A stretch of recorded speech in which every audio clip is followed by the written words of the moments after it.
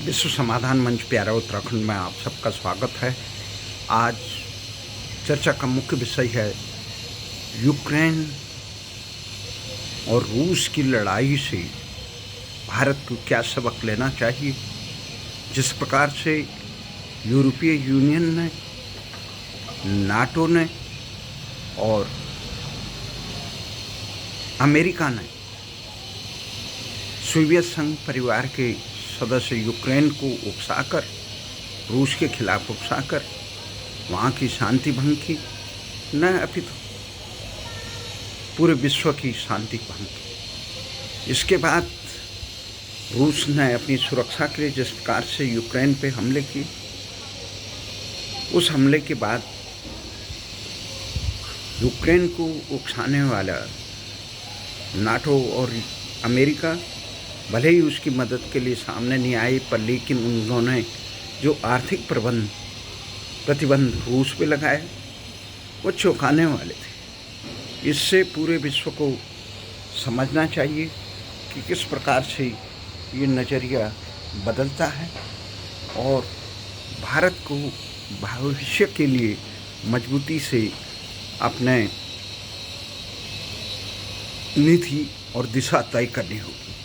जिस प्रकार से यूरोपीय यूनियन ने और अमेरिका ने सारी आर्थिक से लेकर सारे संबंध तोड़ दिए, उससे ये लगता है कि उसके बाद अमेरिका की और यूरोप की बहुराष्ट्रीय कंपनियों ने जिस प्रकार से Facebook, Twitter, Google, Coca Cola, Amazon और तमाम कंपनियां जो कार बनाती है, जो इत्यादि बड़ी कंपनियां, उन पे प्रतिबंध लगा दिया, रूस से अपने कारोबार से मिल ली।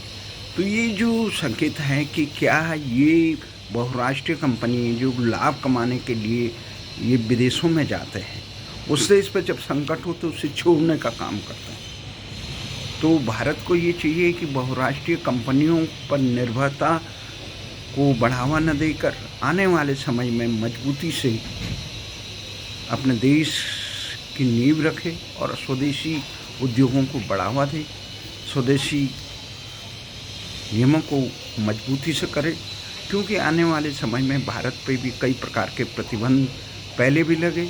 जिस समय वाजपेयी ने पोखरण में शासनकाल में पोखरण में परमाणु परीक्षण किया और उसके बाद अभी भी रूस से ये जो मिसाइल खरीदने की तकनीकी खरीदने का जो सौदा हुआ है, उस पर भी अमेरिका किसी न किसी बहाने प्रतिबंध लगाने की कोशिश कर रहा है। तो देर सवेर जब भी भारत पे प्रतिबंध लगेगा, भारत इनके इशारों पे जब नाचेगा नहीं, तो ये देश भारत पे निरंतर प्रतिबंध लगाने का काम करेंगे।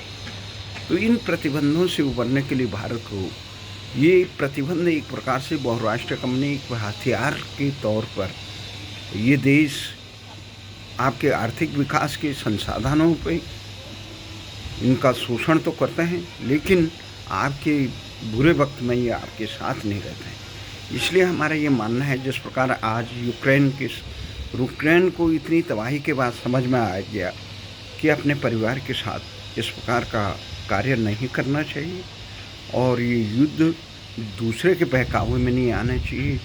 आज 14 दिन हो गए रूस और यूक्रेन की लड़ाई में। 20 लाख से ज़्यादा यूक्रेनी देश से बाहर चले गए, यूरोपीय यूनियन और अन्य देशों में।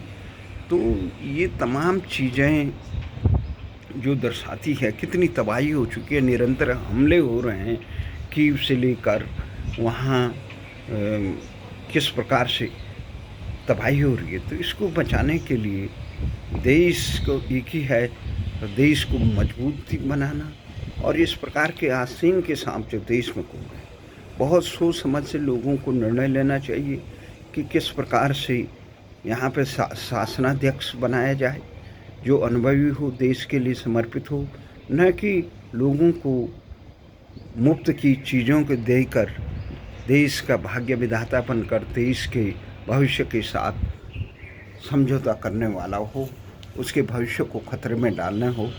इस प्रकार के तमाम लोगों से बचना चाहिए। और आज जिस प्रकार से 14वें दिन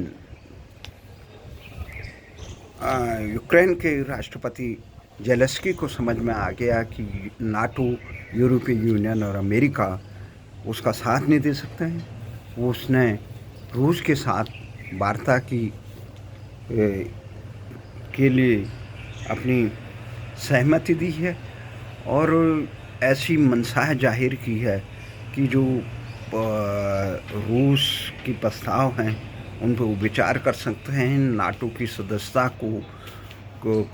का विचार उन्होंने त्याग दिया है और इसके अलावा जो क्रीमिया और अन्य चीज़ जो है उसको हम उस पर भी विचार करने के लिए तैयार है। एक प्रकार से वो अपने अस्तित्व को बचाए रखने के लिए ये एक नासमझी होती है किसी भी देश के शासकों की कि जिस प्रकार से उन्होंने अपने देश की परंपरा को छोड़कर अपने लोगों के जीवन की सुरक्षा और अपने देश की अखंडता की परवाह न किए बिना अपनी सनक के लिए कुर्बान किया।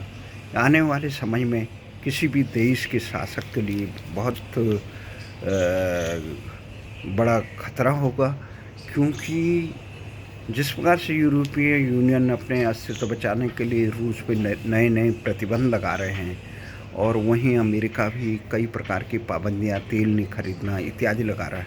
इसलिए राष्ट्र का इस मजबूत होना, क्योंकि भारत के खिलाफ यूरोपीय यूनियन और अन्य देश निरंतर पहले से भी रहे, चाहे कश्मीर मामला हो या अन्य मामले हों, इन मामलों में भी ये देश संयुक्त राष्ट्र संघ में भी भारत के खिलाफ कई प्रस्ताव लाए थे। 6 बार रूस ने ही भारत का साथ दिया था।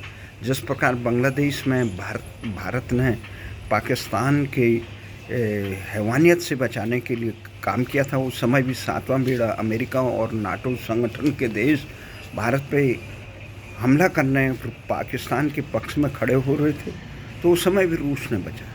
हमें अपने मित्रों को, अपने शत्रुओं को समझ लेना चाहिए और ज़ेलेंस्की की तरह आत्महत्या और देश को बर्बादी के गर्त में नहीं डालना चाहिए।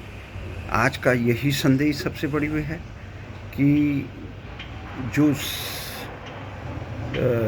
सबसे महत्वपूर्ण चीज़ ये है कि राष्ट्र को अपने संसाधन, अपनी सामरिक तैयारी और उन पे मजबूती करनी चाहिए, ना कि विदेशी बहुराष्ट्रीय कंपनियों पर, विदेशी मदद पर इत्यादि पे।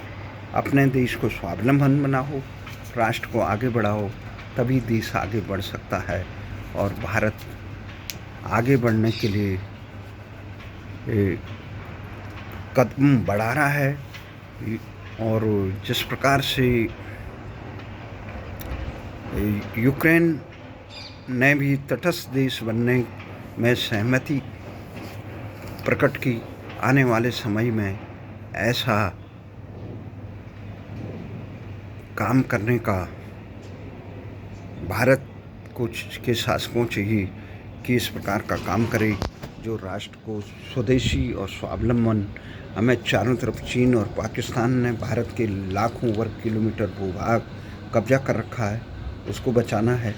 तो ये चीज़ें हैं देश की, इसको उभारने के लिए, राष्ट्र को मजबूत बनाने के लिए मजबूत दिशा निर्देश वाला नेतृत्व की ज़रूरत है, तभी देश आगे बढ़ेगा। और गंभीरता से निर्णय लेने चाहिए ताकि देश के साथ विश्व की खुशहाली बरकरार रहे। जय हिंद।